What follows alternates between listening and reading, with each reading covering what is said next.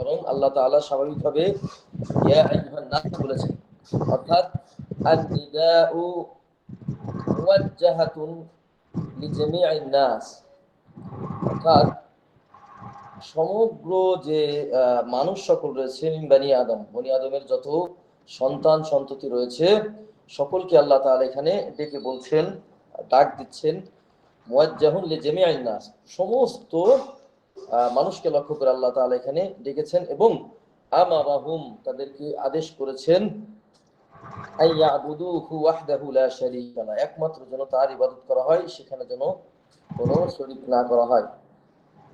তো এখানে আল্লাহ তাআলা বলেছেন উ'বুদু রাব্বাকুম, তোমরা তোমাদের রবের ইবাদত করো, আল্লাযী খলাকাকুম। আমরা এটার যদি ব্যাখ্যা এভাবে করি তাহলে আমরা বলবো যে আল্লাহ সুবহানাহু ওয়া তাআলা সূরা বাকারার মধ্যে শুরুর দিকে যেটা আলোচনা করেছেন, আলিফ লাম মিম যালিকাল কিতাবু লা রাইবা ফি, অর্থাৎ আল্লাহর কিতাব যে এই কোরআন, এটা যে আল্লাহ তাআলার কালাম, এই ব্যাপারে যেন কেউ সন্দেহ না করে, এই জাতীয় কিছু কথা বলেছেন। তারপরে মুনাফিকদের আলোচনা করেছেন, মুনাফিকদের বৈশিষ্ট্য সম্পর্কে বলেছেন। এইগুলি আলোচনা করে সর্বপ্রথম যে নির্দেশটা তিনি দিয়েছেন সেটা হলো উ'বুদু রাব্বাকুম। শুরুতে যদি আপনি পড়েন তাহলে দেখবেন আর থেকে আল্লাহ তাআলা সর্বপ্রথম এটাই বলছেন, তোমরা তোমাদের রবের ইবাদত করো। এখন আপনি বলবেন যে বনি আদমকে যেহেতু আল্লাহ তাআলা ডেকেছেন, সেহেতু বনি আদমের মধ্যে ইহুদি রয়েছে, খ্রিস্টান রয়েছে, কিংবা মুশরিক রয়েছে, ইত্যাদি ইত্যাদি বিভিন্ন ধর্মের লোক রয়েছে। তো আল্লাহ তাআলা তো ইয়া আইয়ুহাল্লাযীনা আমানু বলতে পারতেন। আমাদের কথা হলো এটাই যে আসলে পৃথিবীতে যত ধর্মের লোক থাকুক না কেন, প্রত্যেকেই রব হিসাবে আল্লাহ তাআলাকে মানে। আবারও বলছি, প্রত্যেকেই রব হিসাবে আল্লাহ তাআলাকে স্বীকৃতি দেয়। আপনি যদি হিন্দুদের কাছে গিয়েও বলেন যে তোমাকে কে সৃষ্টি করেছে, সে কিন্তু বলবে ঈশ্বর, কোনো মূর্তির নাম কিন্তু সে বলবে না। যদি তাকে আপনি বলেন যে তোমাকে কে রিজিক দিচ্ছে, সে কিন্তু আল্লাহর কথাই বলবে, তথা ভগবান বলতে পারে বা ঈশ্বর বলতে পারে। তবে ঈশ্বর কিংবা ভগবান এগুলি মানুষের বানানো বা তৈরিকৃত নাম, এটা আল্লাহ তাআলার দেওয়া কোনো নাম না, বরং ওয়ালিল্লাহিল আসমাউল হুসনা ফাদউহু বিহা, আল্লাহ তাআলার সুন্দর সুন্দর নাম রয়েছে। কোরআন এবং সুন্নাহয় আপনি যদি তাকান তাহলে দেখতে পাবেন সেখানে প্রায় 99টা নাম রয়েছে। যদিও আল্লাহ তাআলার আরো নাম রয়েছে, গুণাবলী রয়েছে, কিন্তু এখানে 99টার কথা রয়েছে। তো সেখানে ঈশ্বরও নেই, গডও নেই, কিংবা ভগবানও নেই। কিন্তু আমরা বোঝানোর স্বার্থে এটা বলছি যে আসলেই আসলেই বিধর্মীরা গড বলে যাকে উদ্দেশ্য নেয় তিনি কিন্তু আমাদের আল্লাহ। হিন্দুরা ঈশ্বর বলে বা ভগবান বলে যাকে উদ্দেশ্য নেয় তিনি কিন্তু আমাদের আল্লাহ। কেন? কারণ রবকে সবাই মানে। কেন মানে? কারণ রবের মধ্যে 3টা বৈশিষ্ট্য রয়েছে যা কখনো পৃথিবীর অন্য কারো মধ্যে নেই, কোনো মাখলুকের মধ্যে নেই, কোনো ফেরেশতার মধ্যে নেই, কোনো জিনের মধ্যে নেই। এটাকে আরবিতে বলে উসুল রুবুবিয়্যাহ, রুবুবিয়াতের উসুল।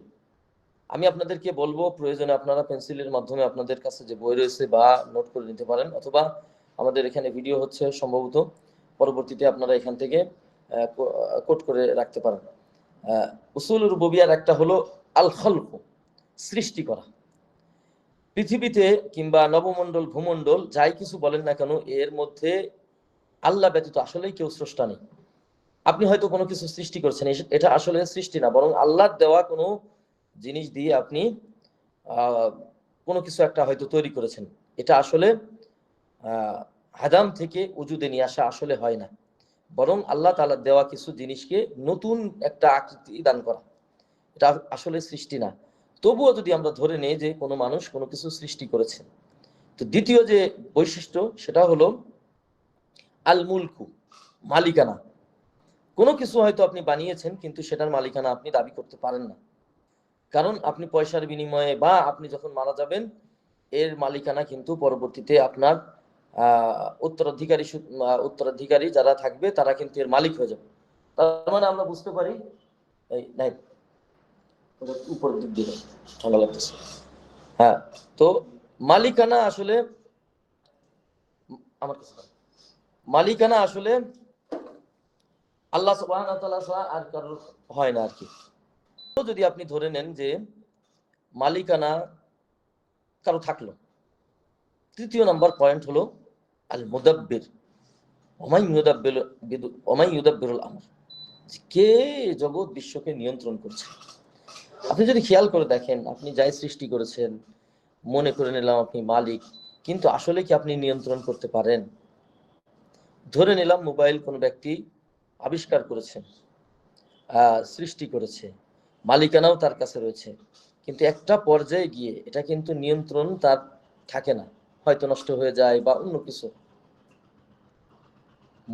এমনকি আমি যদি মানুষের দিকেও তাকাই, আমরা আমরা কিন্তু নিজেদেরকেও নিয়ন্ত্রণ করতে পারি না। যেমন প্রচন্ড ঘুম এসে গেলে আমরা কিন্তু বসে থাকতে পারি না, অথবা আমাদের প্রাকৃতিক যে সমস্ত কার্য সম্পাদন করতে হয়, এক্ষেত্রে অনেক সময় অনেকেই দীর্ঘক্ষণ নিয়ন্ত্রণ করতে পারলেও একটা সময় নিয়ন্ত্রণ করতে পারে না, যেটা আমার শরীরের সাথে সম্পর্কিত, অথচ আমি এটার নিয়ন্ত্রক নই। তো এই তিনটাকে বলা হয় উসুল রুবুবিয়া, রুবুবিয়াতের মূলনীতি। এই তিনটা বৈশিষ্ট্য যার মধ্যে পাওয়া যাবে তিনি রব হবেন। তো এই মজার বিষয় হলো, এই তিনটার একটাও কখনো কোনো মাখলুকের মধ্যে এই তিনটা গুণের একটা গুণও নেই। কিন্তু তর্কের খাতিরে যদি আমরা ধরে নিতাম প্রথম দুইটা রয়েছে, কিন্তু তৃতীয় নাম্বার যে গুণাবলী বা বৈশিষ্ট্য নিয়ন্ত্রণ, এটা কিন্তু আসলে কখনোই কোনো মানুষ করতে পারে না। নিজেকেই মানুষ নিয়ন্ত্রণ করতে পারে না, সেখানে অন্য কেউ তো দূরে থাক, অন্য কোনো সৃষ্টি তো দূরে থাক। তাহলে আমরা বুঝলাম যে এই পৃথিবীর বুকে যত ধর্মের অনুসারী থাকুক না কেন, সে যদি মানুষ হয়ে থাকে তাহলে সে দৃঢ়ভাবে বিশ্বাস করে রব তথা প্রতিপালক হলো আল্লাহ।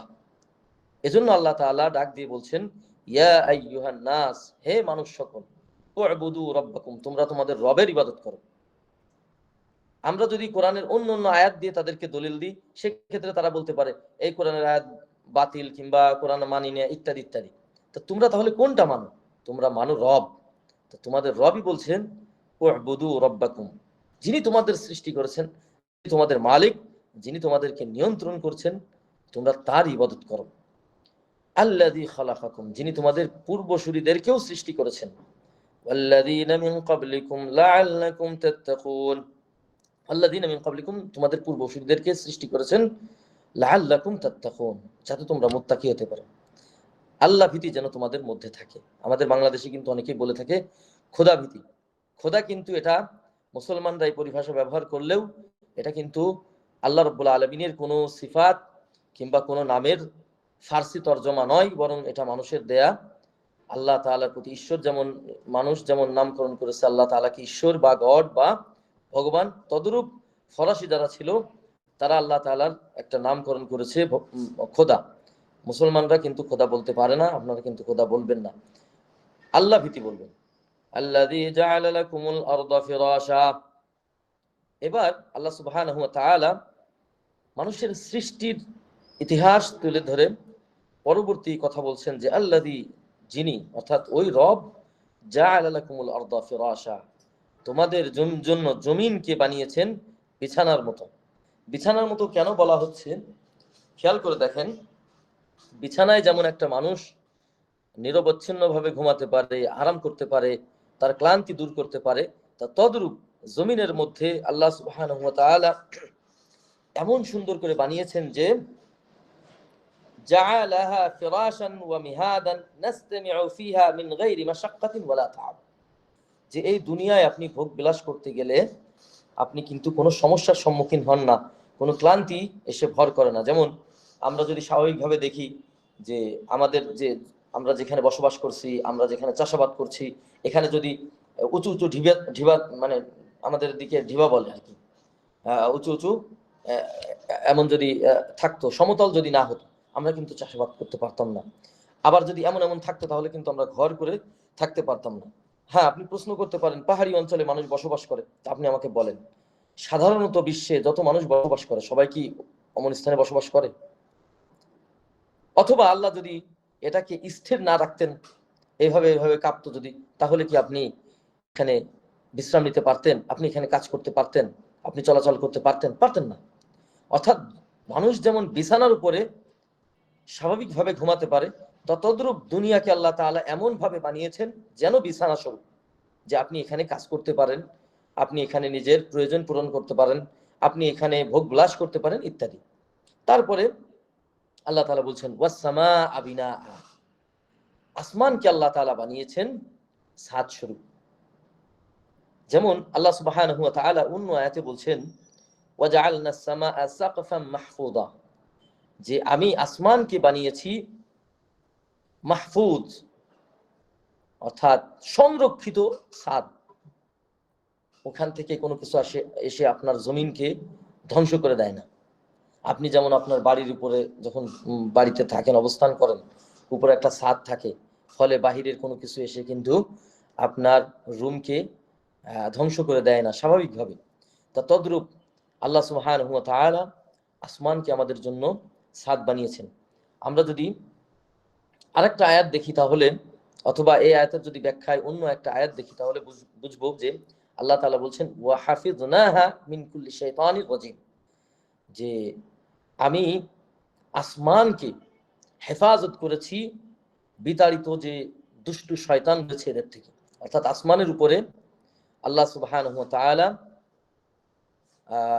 যে ফেরেশতাদের মাধ্যমে কিংবা ফেরেশতারা যে সমস্ত বিধিবিধান নিয়ে কথাবার্তা বলে, কিংবা ওখানে দুনিয়ায় কি হবে না না হবে বিভিন্ন কিছু ওখানে আলোচনা হয়, যেটা মুস্তারিকুস সামা, তথা ফেরেশতাদের কথা চুরি করে কিছু জিনরা ওই জাতীয় কথাগুলিকে দুনিয়ায় নিয়ে বিভিন্ন গণক, বিভিন্ন জ্যোতিষী, এ জাতীয় বিভিন্ন কিছুর কাছে এসে ওগুলি বলে মানুষদেরকে গায়রুল্লাহর উপাসনার দিকে ধাবিত করত, মানুষ ভবিষ্যৎবাণী করত, এভাবে নতুন নতুন চমক দেখিয়ে মানুষদেরকে শিরকিয়াতের দিকে নিয়ে যেত। তো আল্লাহ তাআলা এই আসমানকে হেফাজত করেছেন। তো সার্বিকভাবে আল্লাহ তাআলা কোরআন মাজিদের মধ্যে যে বলছেন ওয়াস সামাআ বিনাআ, আসলে আসমান হলো ছাদ স্বরূপ। চলো এই চাবি কোথায়? ঠিক আছে, এই ওটা দিয়ে যাও, আমার কাছে দিয়ে যাও।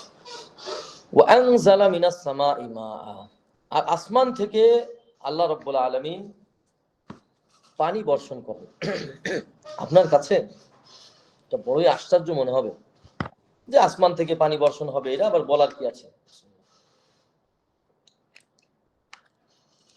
আপনি কৃষকের কাছে যান, যখন অতি খরা হয় তখন সে বুঝে বৃষ্টির কি প্রয়োজন। আমাদের যশোর অঞ্চল বা খুলনা অঞ্চলে সাধারণত আমরা টিউবওয়েলের পানি ব্যবহার করে থাকি। আবার আমাদের সাতক্ষীরা অঞ্চলের মানুষ অনেকেই পুকুরের মধ্যে পানি জমিয়ে সেটাকে দীর্ঘদিন ধরে সেই পানি ব্যবহার করে, নিজেরা পান করে ইত্যাদি। যদি বৃষ্টি না হয় তাহলে আমরা যে টিউবওয়েলের পানি পান করি এই পানির স্তরটা নেমে যায়। আমাদের সাতক্ষীরা অঞ্চলের যে মিঠা পানি, এই পানিটা কমে যায়, মানুষের মধ্যে হাহাকার পড়ে যায়। তো সুতরাং আসমান পানি খুব বেশি জরুরি। আপনার সেচ দিয়ে, মানে আপনার স্যালো মেশিন, আমাদের ওদিকে স্যালো মেশিন বলে, এখন হয়তো মোটরের ব্যবস্থাপনা হয়েছে। আমরা ছোটবেলায় দেখতাম মাঠের মধ্যে অনেক গর্ত করে স্যালো মেশিনটাকে অনেক নিচে দিয়ে দেওয়া হয়। কেন দেওয়া হয়? যেন পানি ওঠে, অর্থাৎ একটা সময় পানির স্তর নেমে চলে যায়। তো আসমান থেকে যদি পানি বর্ষণ বন্ধ হয়ে যায় তাহলে কিন্তু অনেক সমস্যা। এজন্য আরব দেশে তথা মিডল ইস্টে বৃষ্টি কিন্তু অনেক কম হয়। তো ওরা অল্প স্বল্প বৃষ্টি হইলেও অনেক বেশি খুশি হয়, কারণ বৃষ্টি যে কত বড় নিয়ামত ওরা বোঝে। আমরা হয়তো বুঝি না, কারণ আমাদের সরাসরি বৃষ্টির সাথে আমাদের খুব কম সম্পর্ক। কিন্তু যাদের বৃষ্টির উপর নির্ভর করে অনেক কিছু করতে হয়, তারা কিন্তু বৃষ্টির নিয়ামত সম্পর্কে উপলব্ধি করতে পারে। তো যাই হোক, আমরা যদি দেখি আল্লাহ তাআলা কোরআন মাজিদের মধ্যে এই এই আসমান থেকে যে পানি বর্ষণ করেন এই নিয়ামতের ব্যাপারে কিন্তু খুব সুন্দর করে একটা কথা বলতেছেন, লাকুম মিনহু শারাব, যে আসমান থেকে যে বৃষ্টি দেন এটা তোমাদের জন্য পানীয়, শারাব। মিনহু শাজার, যা থেকে উৎপন্ন হয় গাছ। ফিহি তুসিমুন, শুধু তাই নয় বরং চারণভূমিগুলি সবুজ হয়ে যায়। সুবহানাল্লাহ, আপনি আরব বিশ্বে যদি যান, গরমকালে যান, যখন অনেক দিন ধরে বৃষ্টি হয় না, তখন চারণভূমিগুলি সাদা হয়ে যায়। অল্প স্বল্প বৃষ্টি হলে মরুভূমির পাহাড়গুলি, তারপর বালুকাময় বিভিন্ন জায়গাগুলি সবুজে ভরে যায়। সুবহানাল্লাহ, অনেক সুন্দর লাগে। গত 1-1.5 বছর ধরে আমরা ফেসবুকের কল্যাণে অনেক এই ধরনের ছবি দেখেছি যে আরব বিশ্বে বিভিন্ন পাহাড়, বিভিন্ন জায়গাগুলি সবুজ হয়েছে। তো বাস্তব কথা, এই ভূমিগুলি বৃষ্টির কারণে সবুজ হয়ে যায়। ফলে আমাদের যে চতুষ্পদ জন্তু, যেগুলির মাধ্যমে আমরা অনেক ধরনের ইস্তেফাদা পাই, বিশেষ করে গরুর দুধ, উটের গোশত বা ছাগলের গোশত ইত্যাদি ইত্যাদি। যদিও আমাদের বাংলাদেশ কৃষি প্রধান দেশ, আমরা সাধারণত শস্য কিংবা এ জাতীয় জিনিসের উপরে নির্ভর করে চলাচল করি, কিংবা আমাদের অর্থনৈতিক চালিকা শক্তি এগুলি। কিন্তু আপনি যদি মিডল ইস্ট কিংবা বিভিন্ন দেশে যান, অস্ট্রেলিয়া কিংবা নিউজিল্যান্ড, বিভিন্ন দেশে কিন্তু এই পশু পালনের উপরে তাদের অর্থনীতি দাঁড়িয়ে আছে। তো সাধারণত আজ থেকে 500 কিংবা 1000 বছর আগে তাদের মূল অর্থনীতির চালিকা শক্তি ছিল কিন্তু এই পশুপালন। তো যদি এই চারণভূমি যদি সবুজ না হয়, চারণভূমিতে যদি অনেক ঘাস পাতা, লতা পাতা যদি না হয়, তাহলে কিন্তু তাদের এত বড় অর্থনীতি ভেঙে পড়ে। তো আল্লাহ রাব্বুল আলামিন কোরআন মাজিদের মধ্যে বলছেন যে আসমান থেকে যে বৃষ্টি তোমাদের জন্য নাজিল করা হয়, এটার মাধ্যমে তোমরা পানিও পাও, আবার সাথে সাথে সেখান থেকে তোমাদের গাছগুলি উৎপন্ন হয়। আমরা যে গাছ থেকে কত নিয়ামত পাই, সুবহানাল্লাহ। আমের সময় আমাদের অঞ্চলের মানুষগুলি আম দিয়ে কত ব্যবসা করবে, অর্থনীতি মাশাআল্লাহ কত সমৃদ্ধ হবে। আবার যারা আম কিনবে, আমাদের অঞ্চলে মানে গরুর দুধ দিয়ে আমরা কিন্তু আম দিয়ে কি মজা করে খাই, সুবহানাল্লাহ। এই গাছগুলি কিন্তু আল্লাহ রাব্বুল আলামিনের বৃষ্টির পানি দ্বারা এত সুন্দর হয়। শুধুমাত্র আপনি ওই সেচের পানি দ্বারা দিচ্ছেন, এতে কিন্তু খুব বেশি ফায়দা হয় না। তা তদ্রূপ শুধু এই গাছ নয়, বরং প্রত্যেকটা গাছ আল্লাহ রাব্বুল আলামিন এই বৃষ্টির পানির মাধ্যমে উজ্জীবিত করেন, সবুজ শ্যামল করে দেন। তো তারপর আল্লাহ তাআলা বলছেন ফাখরাজা বিহি মিনাস সামারাতি রিজকাল লাকুম, এই আসমানের পানি দ্বারা তোমাদের জন্য বিভিন্ন রকমের ফল মূল বের করেন। ফাখরাজা বিহি, ওই পানির মাধ্যমে তোমাদের জন্য বের করে আনেন মিনাস সামারাত, কত সুন্দর ফল। আঙ্গুর খাচ্ছেন, আপেল খাচ্ছেন, ডাব খাচ্ছেন, সুবহানাল্লাহ। আপনি আম খাচ্ছেন, জাম খাচ্ছেন, কাঁঠাল খাচ্ছেন, কত নিয়ামত। এই যে এখন থেকে আপনি যদি রাস্তায় যান, দোকানের পাশ দিয়ে যান, ফলে ভরপুর হয়ে গিয়েছে।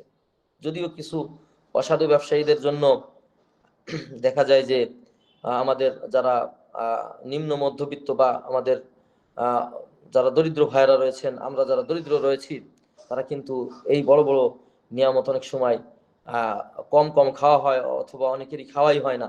তারপরেও কিছু না কিছু ফল তো আপনার আমার নসিবে জোটে, আলহামদুলিল্লাহ। এইগুলি কিন্তু আল্লাহ রাব্বুল আলামিনের বিশেষ দান, এগুলি আমাদের রিজিক। ফালা তাজালু, এবার আল্লাহ তাআলা বলতেছেন ফালা তাজালু লিল্লাহি আনদাদা, সুতরাং তোমরা আল্লাহর সমকক্ষ নির্ধারণ করো না। অর্থাৎ প্রথমে আপনার সৃষ্টির ইতিহাস আল্লাহ তাআলা বলেছেন, তারপর আপনি বসবাস করছেন সেই ইতিহাস বলছেন, তারপর আপনার রিজিক নিয়ে আল্লাহ তাআলা আলোচনা করেছেন, তারপরে আল্লাহ তাআলা আপনাকে স্মরণ করিয়ে দিচ্ছেন ফালা তাজালু লিল্লাহি আনদাদা ওয়া আনতুম তা'লামুন, সুতরাং তোমরা আল্লাহর সমকক্ষ নির্ধারণ করে না, তোমরা কিন্তু জানো। অর্থাৎ তোমরা জানো যে আল্লাহ তোমাদের সৃষ্টি করেছে, তোমরা জানো যে আল্লাহ তাআলা তোমাদের জন্য দুনিয়াকে বসবাসের সুন্দর জায়গা করে দিয়েছেন। অনেকেই আকাশে চাঁদে বসবাস করতে চায়, চাঁদ আপনার বসবাসের জায়গা না।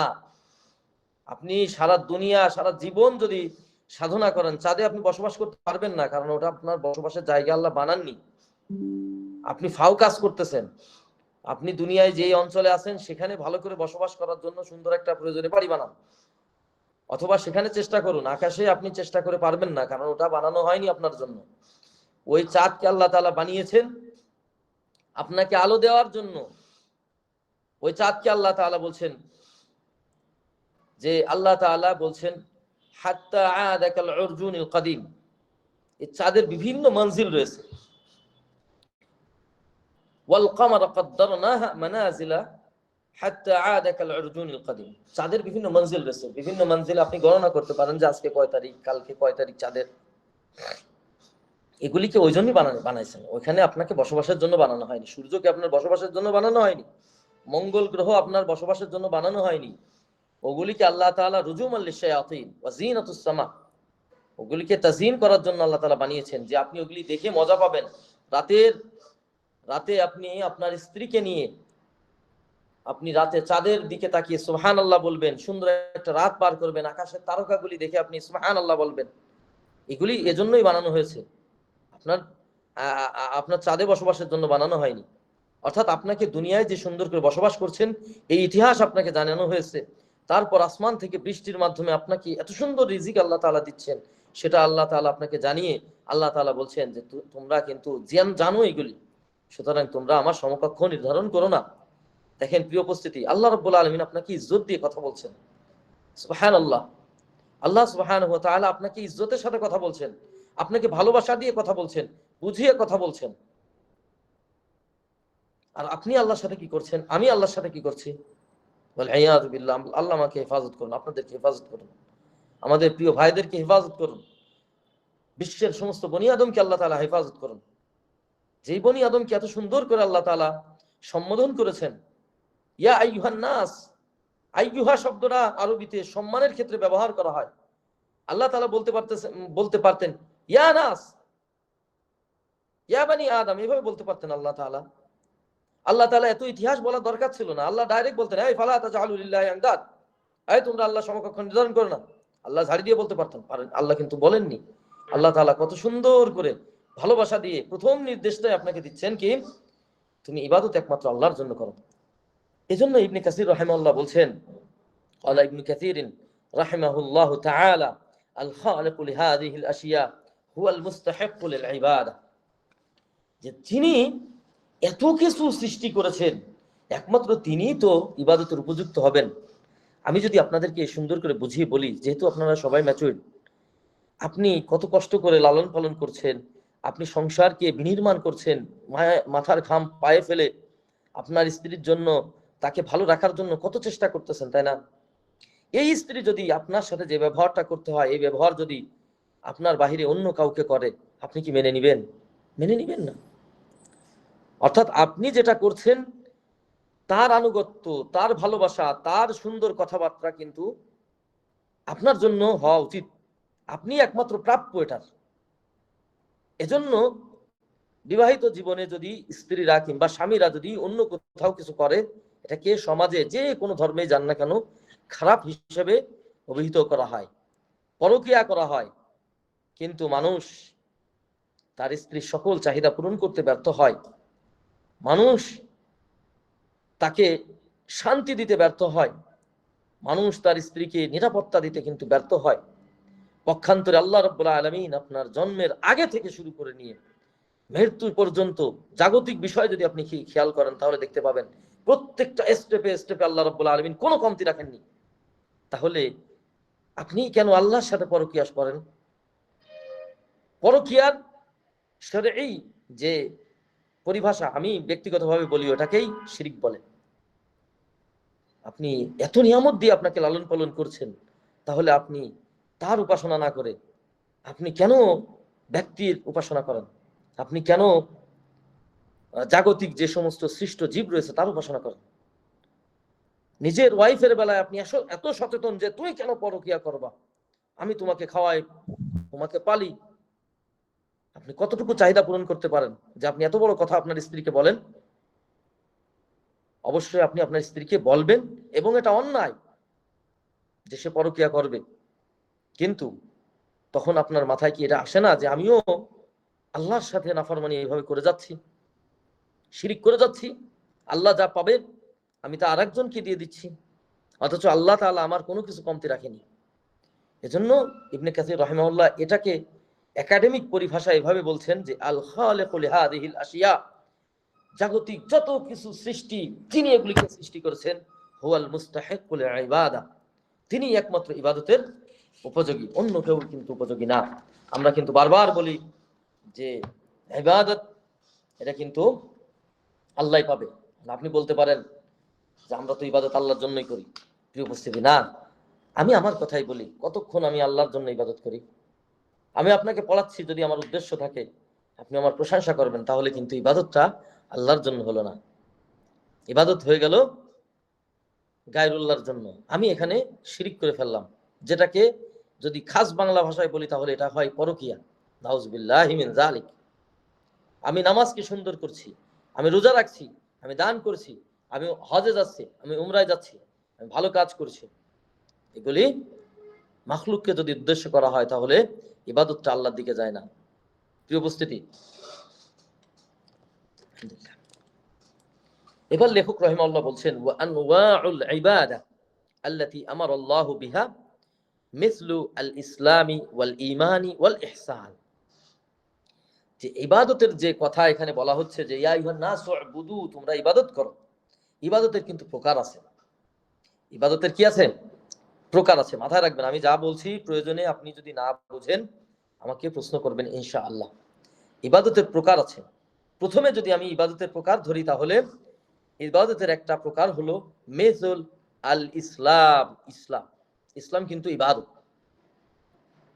ওয়াল ঈমান, ঈমানটাও ইবাদত। ওয়াল ইহসান, ইহসানটাও ইবাদত। আমি ইনশাআল্লাহ আল্লাহ তাআলার কাছে তৌফিক চাচ্ছি, তিনি যেন আমাকে প্রত্যেকটা ভেঙে ভেঙে আপনাদের বোঝার উপযোগী করে বোঝানোর তৌফিক দেন, আমিন। এখন এখানে কিন্তু তিনটা বিষয় আলোচনা করা হয়েছে। এই তিনটা বিষয়কে যদি আমরা ব্যাখ্যা করি তাহলে এভাবে ব্যাখ্যা করব, ওয়াহাদিহি সালাসা আল ইসলাম ওয়াল ঈমান ওয়াল ইহসান, যে এই যে তিনটা প্রকার এখানে আলোচনা হলো, হিয়া দ্বীন, এটাই হলো দ্বীন। এই যে আপনি আমি আমি আমি প্রায় সময় এটা বলি, এবং আমি শুধু নয় বরং আল্লাহ নবী সাল্লাল্লাহু আলাইহি ওয়াসাল্লাম, সাহাবা কিংবা আমাদের ইমামগণও কিন্তু এগুলি সম্পর্কে লেখালেখি করেছেন। এজন্য বারবার এগুলি তো বলতে হবে। এই তিনটাই হলো দ্বীন। কামা জাআ যালিকা ফিমা রাহু মুসলিম মিন হাদিস উমর ইবনে খাত্তাব রাদিয়াল্লাহু আনহু, যে এটাই যে দ্বীন এর দলিল হলো যেটা মুসলিম শরীফে এসেছে, ওমর বিন খাত্তাব রাদিয়াল্লাহু আনহু থেকে বর্ণিত, তিনি বলেন যে বাইনামা নাহনু ইনদা রাসূলুল্লাহ সাল্লাল্লাহু আলাইহি ওয়াসাল্লাম, যে আমরা একদা রাসূলুল্লাহ সাল্লাল্লাহু আলাইহি ওয়াসাল্লামের কাছে বসেছিলাম, যাতে ইয়াউমিন, একদা, ইদ তালা আলাইনা রাজুলুন শাদীদু বায়াদুস সিয়াব, যে হঠাৎ করে একজন আগন্তুক আমাদের কাছে আসলো যার কিনা সিয়াব তথা কাপড় ছিল ধবধবে সাদা, ওয়া শাদীদু সাওয়াদিশ শা'r, চুলগুলো ছিল কুচকুচে কালো, লা ইউরা আলাইহি আথারুস সাফর, তার মধ্যে কিন্তু সফরের কোনো যে আসার রয়েছে, অর্থাৎ আমরা যখন একটা সফর করি তখন আমাদের কিন্তু শারীরিক ভাষা বলে দেয় যে আমি অনেক ক্লান্ত, আমি পরিশ্রান্ত, বা আমি যে সফর করেছি এটা কিন্তু আমার বিভিন্ন অঙ্গ প্রত্যঙ্গের মাধ্যমে এটা বোঝা যায়। আমার চুল, আমার মুখ, আমার মানে আউটলুকেই বলে দেয় যে আমি তাবান, আমি ক্লান্ত ইত্যাদি। ওমর রাদিয়াল্লাহু তাআলা আনহু সুন্দর করে এই প্রেক্ষাপট বর্ণনা এজন্যই করছেন যে যিনি আসছেন তিনি আমাদের পরিচিত কেউ না, ওয়ালা ইয়ারিফুহু মিন্না আহাদ, আমাদের কেউ তাকে চেনেও না। হাত্তা জালাসা ইলা নবী সাল্লাল্লাহু আলাইহি ওয়াসাল্লাম ফাসনাদা রুকবাতাইহি ইলা রুকবাতাইহি, যে সে তো আসলো ভালো কথা, কিন্তু রাসূলুল্লাহ সাল্লাল্লাহু আলাইহি ওয়াসাল্লামের কাছে এত কাছে বসেছে যে তার হাঁটু রাসূলের হাঁটুর সাথে মিলিয়ে বসেছে। তার মানে একটা অপরিচিত ব্যক্তি কি রাসূলুল্লাহ সাল্লাল্লাহু আলাইহি ওয়াসাল্লামের মতো এত মর্যাদাবান ব্যক্তির নিকটে এত কাছে এসে বসতে পারে না। তো কিন্তু সে এসে বসল। ওয়া ওয়াদাআ কাফাইহি আলা ফাকিদাই, শুধু তাই না বরং তার দুহাত রাসূলুল্লাহ সাল্লাল্লাহু আলাইহি ওয়াসাল্লামের উরুতে রাখলো। আল্লাহু আকবার। দেখেন কত সুন্দর একটা হাদিস, আমার খুব পছন্দের একটা হাদিস। ক্বালা, ওই আগন্তুক বলল, ইয়া মুহাম্মদ, হে মুহাম্মদ, আখবিরনি আনিল ইসলাম, তুমি আমাকে ইসলাম সম্পর্কে জানাও। ফাকালা রাসূলুল্লাহ সাল্লাল্লাহু আলাইহি ওয়াসাল্লাম, আল্লাহ নবী সাল্লাল্লাহু আলাইহি ওয়াসাল্লাম এবার বললেন, আল ইসলামু আন তাশহাদা আল্লা ইলাহা ইল্লাল্লাহ, ইসলাম হলো সেটাই যে আপনি এই কথার সাক্ষ্য দিবেন যে আল্লাহ ব্যতীত ইবাদত পাওয়ার উপযুক্ত আর কোনো উপাস্য নেই, সত্য কোনো মাবুদ নেই। ওয়া আন্না মুহাম্মাদান রাসূলুল্লাহ, মুহাম্মদ সাল্লাল্লাহু আলাইহি ওয়াসাল্লাম আল্লাহর রাসূল। ওয়া তুকিমাস সালাহ, দ্বিতীয় নাম্বারে হলো আমাদের সব থেকে কষ্টকর একটা ইবাদত চলে আসলো, সেটা হলো কি সালাত আদায় করা। আমাদের মধ্যে সালাতে গাফিলতি এত বেশি, আল্লাহ হেফাজত করে। অনেকেই তো ইচ্ছাকৃত সালাত ত্যাগ করতেছে, 10 টাকার বাদাম বিক্রি করার জন্য সে মাগরিবে সালাত ত্যাগ করতেছে। এইভাবে চোখের সামনে অসংখ্য মানুষ সালাতকে পরিত্যাগ করে কুফুরের মধ্যে নিমজ্জিত হচ্ছে। ওয়াতুতিয়া যাকাত, যাকাত প্রদান করা। আমাদের মধ্যে কয়জন ব্যক্তি যাকাত দেয়? যাকাত দেয় শাড়ি লুঙ্গি কত কিছু। আসলে যাকাত কি এটা? যাই হোক, ইনশাআল্লাহ ভিন্ন সময়ে বিস্তারিত আলোচনা করব। ওয়াতাসুমা রমাদান, এই ব্যাপারে আলহামদুলিল্লাহ আমাদের সমাজের কিছু মানুষ নামাজের তুলনায় একটু এটাকে বেশি গুরুত্ব দেয়, কিন্তু মাশাআল্লাহ তাবারাকাল্লাহ কিছু মহিলারা, দাড়িওয়ালা কিংবা দাড়ি চাচা মোচওয়ালা মহিলারা চায়ের দোকানে শাড়ির তলে বা শাড়ির পিছে তারা সকাল থেকে নিয়ে সন্ধ্যা পর্যন্ত বিড়ি সিগারেটের মাধ্যমে তারা ইফতারি করে থাকে। অনেকে এভাবেই ইসলাম পালন করে, মুসলিম, তারা অনেক বড় মুসলিম। ওয়াতাহুজ্জাল বাইত, এবং লাস্টে হজ করা, আল্লাহর ঘরে হজ করা। ইনিস্তাতা ইলাইহি সাবিলা, যদি সে সক্ষম হয়। তাহলে আমরা জানলাম ইসলাম হলো আল্লাহ রাব্বুল আলামিন যে আপনার একমাত্র ইলাহ, এটা সাক্ষ্য দেয়া। সাক্ষ্য জিনিসটা কিন্তু শুধু মৌখিক স্বীকৃতির মাধ্যমে হয় না, বরং অন্তরে এটা লালন করতে হয়, মৌখিকভাবে তার স্বীকৃতি দিতে হয়। তারপরে সালাত আদায় করা, যাকাত প্রদান করা, রমজান মাসে সিয়াম পালন করা, ওজর ব্যতীত বা অসুস্থতা বা সফর ব্যতীত রমজানের রোজাকে কিনা করা, অফ না করা, এবং জীবনে একবার হজ পালন করা যদি আপনার সামর্থ্য থাকে। ক্বালা সাদাকতা, তখন যিনি প্রশ্ন করেছিলেন তিনি বললেন সাদাকতা, আপনি সত্য বলেছেন, আপনি সত্য বলেছেন। ক্বালা, তখন যিনি আগন্তুক তিনি আবার বলেন ফাখবিরনি আনিল সরি ক্বালা সাদাকতা ফাআজিবনা লাহু ইয়াসআলুহু ওয়া ইউসাদ্দিকুহু। ওমর রাদিয়াল্লাহু তাআলা বলছেন যে ব্যক্তিটা প্রশ্ন করলো, আল্লাহর নবী উত্তর দিলেন, এবার নিজে আবার এটাকে মানে পরীক্ষা করে যে পাশ করলে যেমন রেজাল্ট দেয়, তিনি রেজাল্ট দিয়ে দিলেন যে হ্যাঁ আপনি সত্য বলেছেন। তা আমরা আশ্চর্য হয়ে গেলাম যে বেচারা বলে কি। তারপরে তিনি আবার প্রশ্ন করছেন ফাখবিরনি আনিল ঈমান, আপনি আমাকে ঈমান সম্পর্কে জানান। আগন্তুক বললেন, ক্বালা, আল্লাহর নবী বললেন আনতুমিনা বিল্লাহ, আল্লাহর উপরে ঈমান আনা, ওয়া মালাইকাতিহি, তার মালাইকা ফেরেশতাদের প্রতি ঈমান রাখা, ওয়া কুতুবিহি ওয়া রাসূলিহি, আল্লাহ যত কিতাব নাজিল করেছেন তার উপর ঈমান রাখা, ওয়া রাসূলিহি, নবী রাসূল যারা দুনিয়ার বুকে এসেছেন তাদের প্রতি ঈমান রাখা, ওয়াল ইয়াউমিল আখির, আখিরাতের উপর ঈমান আনা, ওয়া তুমিনা বিল কদরি খাইরিহি ওয়া শাররিহি, তাকদীরের ভালো মন্দের উপরে ঈমান রাখা। ব্যাখ্যা ইনশাআল্লাহ আস্তে আস্তে আমরা করব যে তাকদীরের উপরে আসলে আমরা কেমন ঈমান আনি। ইনশাআল্লাহ আমরা আস্তে আস্তে ব্যাখ্যা করব। আপনারা অবশ্যই আমাদের সাথে থাকার চেষ্টা করবেন। আল্লাহ চাহে তো আমরা ইনশাআল্লাহ এবছর হোক বা আগামী বছর হোক বা আগামী 2 বছর পর হোক, আমরা ইনশাআল্লাহ আকীদার প্রত্যেকটা পার্ট পুঙ্খানুপুঙ্খানুভাবে আমরা আলোচনা করব ইনশাআল্লাহ, সেখান থেকে আমরা শিক্ষা নিব। তো এই জন্য আমি এখন এদিকে বিস্তারিত ব্যাখ্যা করছি না, আমি শুধু হাদিসের ব্যাখ্যা করে যাচ্ছি। ক্বালা সাদাকতা, এই ঈমানের প্রশ্ন যখন করলেন, উত্তর দেওয়ার পরে তিনি কি বললেন? সাদাকতা, মুহাম্মদ আপনি সত্য বলেছেন। ক্বালা, আবার প্রশ্ন করলেন আখবিরনি আনিল ইহসান, আপনি আমাকে ইহসান সম্পর্কে জানান। ক্বালা আন তা'বুদাল্লাহা কাআন্নাকা তারাহ, আপনি এমন ভাবে আল্লাহর ইবাদত করবেন যেন আপনি আল্লাহকে দেখছেন। ফাইন লাম তাকুন তারাহু ফাইন্নাহু ইয়ারাক, যদিও আপনি তাকে দেখতে পাচ্ছেন না বা দেখতে পাবেন না, ফাইন্নাহু ইয়ারাক, তিনি কিন্তু আপনাকে দেখছেন। এর মানে কি জানেন? ইহসান মানে হলো কোনো কাজ, ইবাদত সুন্দরভাবে সম্পন্ন করা, রাসূলের তরিকায় সুন্দরভাবে সম্পন্ন করা। অর্থাৎ সিসি ক্যামেরা থাকলে যেমন ফাঁকি দিতে ভয় লাগে যে মালিক আমাকে দেখছে, চাকরি নট করে দিবে, তা তদ্রূপ আপনি এমন ভাবে ইবাদত করেন যেন আপনি বুঝতেছেন যে মালিককে আমি দেখতে পাচ্ছি, সে তো আমার দিক তাকায় রয়েছে, আমাকে দেখছে। যখন তিনি আমাকে দেখছে তখন তো ফাঁকি দেওয়ার সুযোগ নাই। মূলত এটাই বোঝানো হয়েছে। এবার জিবরিল আগন্তুক বললেন আখবিরনি আনিস সাআ, কিয়ামত সম্পর্কে আমাকে জানান।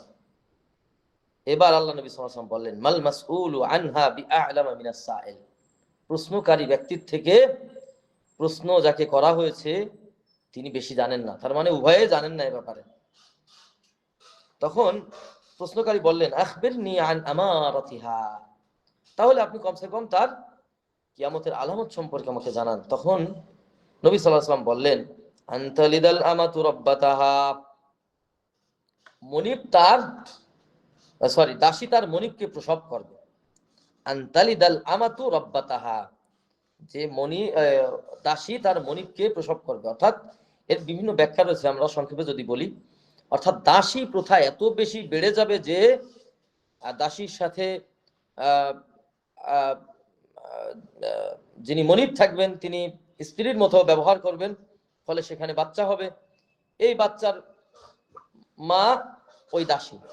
তো স্বাভাবিকভাবে যিনি মানে মনিবের ছেলে মনিবই হয়, মনিবের মেয়ে মনিবিনী হয়, তো সেই হিসাবে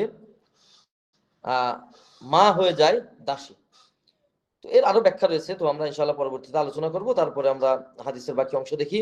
ওয়ান তারাল হুফাতাল উরাতাল আলাতা রিয়া আশ-শাই ইয়াতাতাওয়ালুনা ফিল বুনিয়ান, ইয়াতাতাওয়ালুনা ফিল বুনিয়ান, যে আপনি দেখবেন যে মানে গায়ে কোনো কাপড় নেই, খালি গায়ে খালি পায় এমন রাখালেরা ইয়াতাতাওয়ালুনা ফিল বুনিয়ান, সুচ্চ প্রাসাদ নির্মাণ নিয়ে কি করবে, পাল্লা দিবে। আমার মনে হয় আরব দেশে এমন কোন দেশ নেই যে আকাশ ছোঁয়া বাড়ি করছে না। এই যে কাতার একটা বানালো, দুবাই একটা বানালো, এখন সেটারে পাল্লা দেওয়ার জন্য এখন সৌদি আরবের জেদ্দা একটা হয়েও গেছে। এভাবে আকাশ ছোঁয়া বিল্ডিং মানুষ তৈরি করছে, অথচ এদের পূর্বপুরুষের ইতিহাস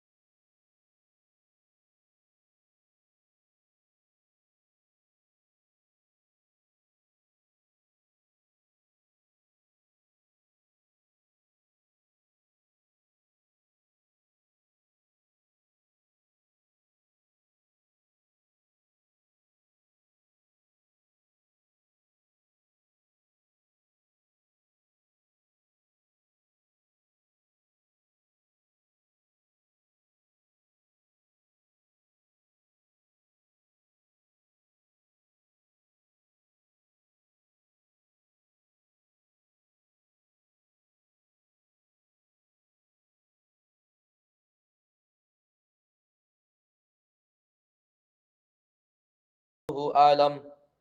ওমর রাদিয়াল্লাহু তাআলা বলছেন আল্লাহ এবং আল্লাহ রসুল ভালো জানেন। এখন আপনি চিন্তা করেন, এই পর্যায়ে যদি আমি আপনি থাকি তাহলে কি বলতাম? আমাদের কমন সেন্স তো একটু বেশি না? একটু বেশি কিন্তু। আমরা চিন্তা করতাম যে যেহেতু আগন্তুক আসছে এবং এত পথ আসছে, তখন তো আর প্লেন ছিল না, মার্সিডিজ বেঞ্জও ছিল না, তো প্রাইভেট গাড়িও ছিল না, তো মরুভূমির মধ্যে